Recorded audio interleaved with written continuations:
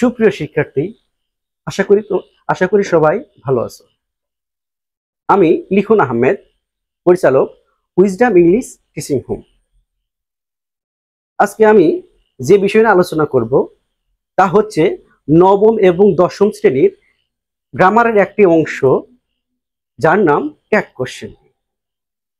আমরা অনেকেই ট্যাগ কোশ্চেনের সাথে অতি পরিচিত। অনেকে আছি যে ট্যাগ কোশ্চেনে অনেকগুলো রুলস নিয়ে আমরা মনে রাখতে পারি না। তো আজকে আমি ট্যাগ কোশ্চেনে আলোচনা করব মাত্র কয়েকটি কৌশল, দুই একটি কৌশলের মাধ্যমে তোমরা সমস্ত কিছু মনে রাখতে পারবে এবং ক্লাসে 100% অ্যান্সার করতে পারবে। তো আমি কথা না বাড়িয়ে আমার মূল পয়েন্টে চলে যাই। Tag question. ট্যাগ কোশ্চেনটা কি? ট্যাগের বাংলা কি? আমাদের এইটা আগে বুঝে নিতে হবে। তাহলে ট্যাগের বাংলা কি? ট্যাগ হচ্ছে একটা ইংরেজি শব্দ, যার বাংলা হচ্ছে অভিনয়ে সংকেত শব্দ। অর্থাৎ মানুষ যতগুলো কথা বলে, প্রত্যেকটি সেন্টেন্স এক একটি ডায়লগ, এক একটি অভিনয়ের ভাষা। তাহলে আমরা বাংলা ভাষায় কথা বললে সেটা হয় বাংলা অভিনয়, আর ইংলিশে যখন কথা বলা হয় সেটা ইংলিশ অভিনয়। আমরা তো জানি আমরা সবাই কিন্তু এক একটা অভিনেতা, যে যখন যে কথা বলে সেটাই অভিনেতা। তো যাই হোক, যে আমরা যখন এই কথাগুলো বলার ক্ষেত্রে কোনো কোনো ক্ষেত্রে আমরা স্বীকৃতি প্রদান করি, আবার কোনো কোনো ক্ষেত্রে কি স্বীকৃতি প্রদান করতে পারি না। হা দিয়ে কখনো বলি, কখনো না দিয়ে বলি।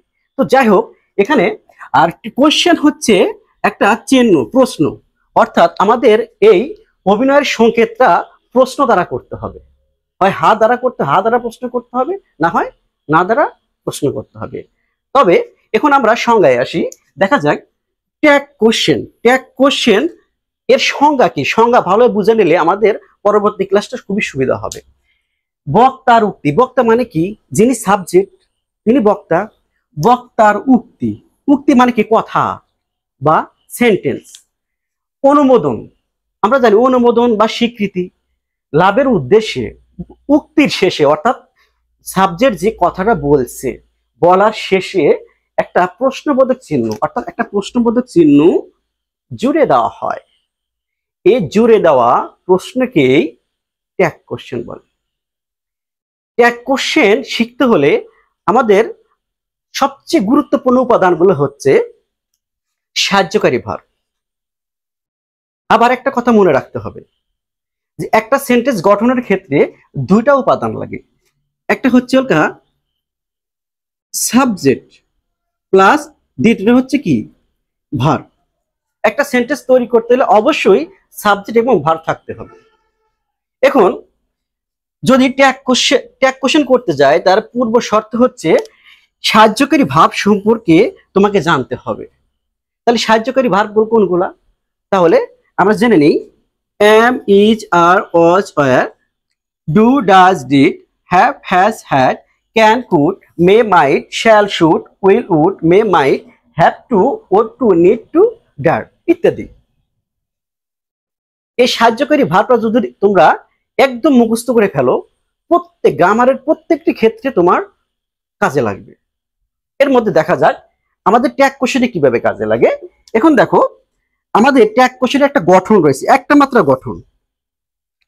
প্রথমে সেন্টেন্সটি অপরিবর্তিত। দেখো, আমি কিন্তু এখানে একটা সেন্টেন্স লিখছি, এখানে একটা সেন্টেন্স লিখছি।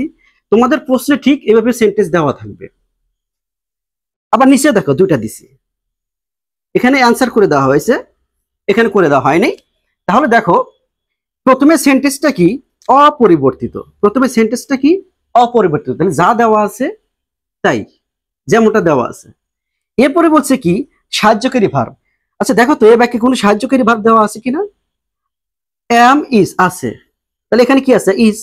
এই যে is। এরপর কি? সূত্রে কি বলছে? নট। নটের সংক্ষিপ্ত কি? n apostrophe t দ্বারা প্রকাশ করা হয়। তাহলে দেখো নট, তাহলে এখানে কি দিলাম?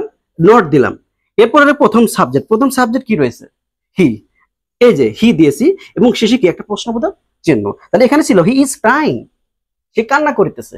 আর আমাদের প্রশ্নটা উত্তরটা কিভাবে আসলো, ইজেন্ট হি, মানে সে কি কান্না করতেছে না। দ্বিতীয় স্টেপে দেখো, they are playing ball in the field, তারা মাঠে বল খেলতেছে। তাহলে এই বাইকে আগে প্রথমে খেয়াল করতে হবে যে এখানে কোনো সাহায্যকারী ভার্ব আছে কিনা। তাহলে দেখা যাক এখন কোনো সাহায্যকারী আছে কিনা। এম ইজ আছে, কি আছে, আর। দেখো এই যে আর, তার প্রথমে আমরা কি দেব, আর। এরপরে আমরা সূত্রের কি দেব, নট, এই যে নট এর সাথে লাগিয়ে দিতে হবে। এরপরে প্রথম সাবজেক্ট কি আছে, দে। এই যে এখানে আমরা কি দেব, দে ব্যবহার করব। আর আমাদের শেষে কি হবে, একটা প্রশ্নবোধক চিহ্ন। হ্যাঁ, এখন আমাদের প্রশ্ন আসতে পারে যে আমরা এনটি ব্যবহার করব কেন। আমাদের নেক্সট ক্লাসে আমরা অবশ্যই এর ব্যবহারটা পরিপূর্ণভাবে দেখিয়ে দেব।